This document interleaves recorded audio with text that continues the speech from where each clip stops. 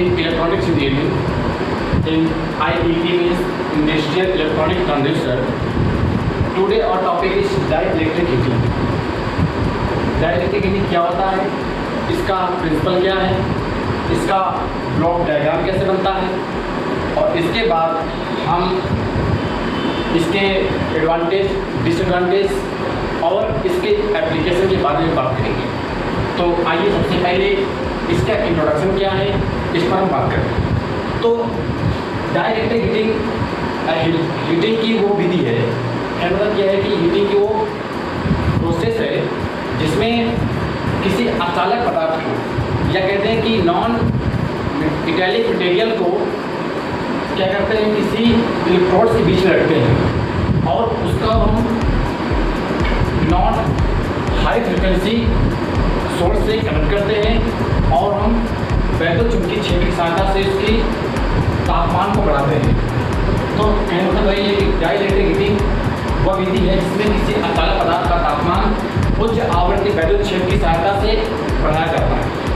अगर हम इसको कैपेसिटिव हीटिंग कहते हैं, क्यों? चूँकि इलेक्ट्रोड्स प्लस और माइनस होते हैं, तो इसको हम कैपेसिटिव हीटिंग भी कह सकते हैं। अब इसका प्रिंसिपल क्या है?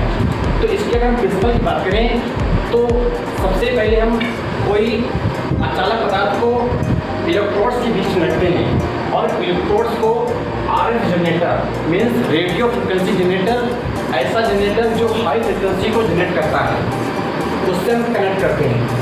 क्या होता है, जो इलेक्ट्रोड्स होता है ये जो ये कैपेसिटर होता है ये चार्ज होता है और डिस्चार्ज होता है, और इसके चार्ज और डिस्चार्ज होने से जो ये आपका नॉन मेटेलिक मटेरियल रखा होता है, जो अचालक पदार्थ होता है, ये इसमें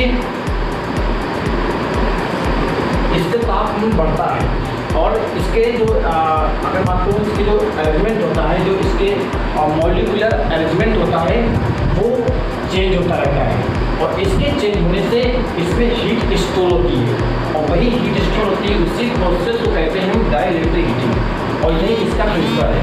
अगर हम बात करें इसमें जो करंट जनरेट होती है वो करंट इसमें IC के फॉर्म में V/XC, और हम जानते हैं XC = 1/2πfc होता है, तो इसको IC = 2πfc रख कर सकते हैं। अब इसके बाद क्या होता है ब्लॉक डायग्राम की। तो ब्लॉक डायग्राम में क्या होता है कि सबसे पहले रेक्टिफायर लगाते हैं, और रेक्टिफायर को हम सिंगल फेज सप्लाई देते हैं, और जब सिंगल फेज सप्लाई देते हैं तो यहाँ से रिपल्स निकलती है, और रिपल्स को मिनिमाइज करने के लिए यहाँ हम L और C फिल्टर लगाते हैं। जब L और C फिल्टर आ जाता है RF ऑसिलेटर में, और यहाँ से हाई फ्रिक्वेंसी की AC पास होती है, यहाँ से क्या होगी, हाई फ्रिक्वेंसी की AC पास होती है। जब AC पास होगी तो ये जाएगी कैपेसिटर में। कैपेसिटर यहाँ प्लेट्स लगे हुए हैं, और जब कैपेसिटर प्लेट्स में जाती है तो कैपेसिटर यहाँ से चार्ज और डिस्चार्ज होता है। इसी के चार्ज और डिस्चार्ज होने से जो ये डाइलेक्ट्रिक जॉब होती है, ये इसको हम नॉन मेटेलिक मटेरियल कह सकते हैं।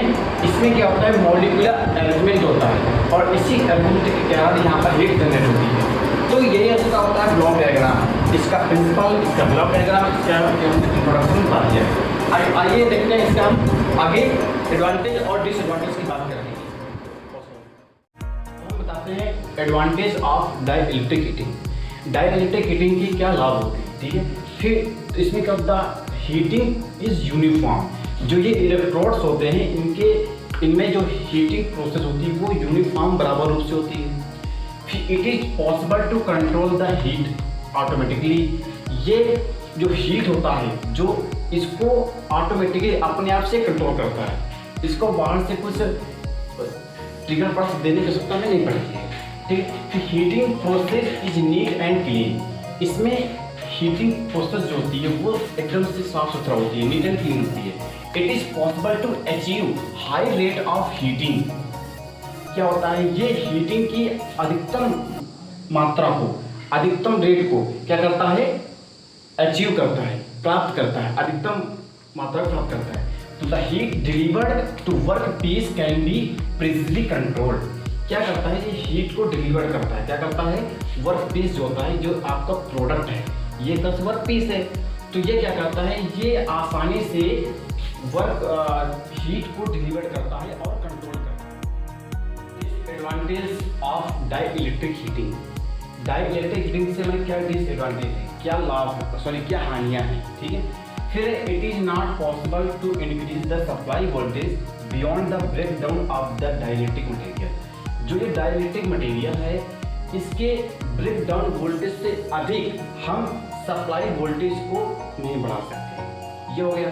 फिर it is not possible to increase the frequency of AC source beyond the resonant frequency of the electrodes and the capacitor formed by the electron job. कहने मतलब क्या है, जो ये AC सोर्स है, ये इलेक्ट्रोड्स है, जो इलेक्ट्रोड्स का जो रीजनल फ्रिक्वेंसी है उससे अधिक हम ये AC सोर्स की फ्रिक्वेंसी को नहीं बढ़ा सकते हैं।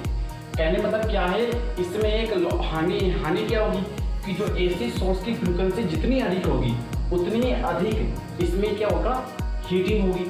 तो जब इसकी फ्रिक्वेंसी को इसके इलेक्ट्रोड्स के रीजनल फ्रिक्वेंसी से अधिक नहीं बढ़ा पाएंगे तो हमें अधिक हीट नहीं मिलेगी।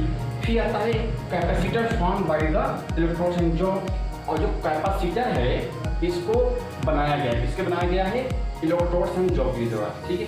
फिर आता है for better quality it is necessary to apply a uniform field. हमें क्या करना है, एक अच्छी क्वालिटी के लिए हमें it is necessary to apply uniform field. Uniform field मतलब क्या होता है, यूनिफॉर्म मतलब एक समान रूप से फील्ड को अप्लाई किया जाता है। तो इस प्रकार से ये हमारे एडवांटेज हो गए, ये डिसएडवांटेज हो गए। अब बात करते हैं इसके एप्लीकेशन क्या होते हैं। देखिए एप्लीकेशन के लिए क्या होता है, मान लो आपकी पॉली इंडस्ट्री है, ठीक है, प्लास्टिक इंडस्ट्री है और पॉलीवुड इंडस्ट्री है और हमारी ब्रेकरीज हैं, इनमें इन सब का यूज़ होता है। बेसिकली होता क्या है, जो हमारी अगर बात करें बॉलीवुड की बात करते हैं तो जो प्लाई होता है, तो प्लाई को जो चिपकाने के लिए एक मटेरियल का यूज होता है, तो उसको सुखाने के लिए उसको यूज़ करते हैं। तो हमारे ब्रेकरीज हो गया और बेसिकली क्या बात करें रबर इंडस्ट्री की, तो वहाँ भी इसका हम यूज़ करते हैं, ठीक है। इसके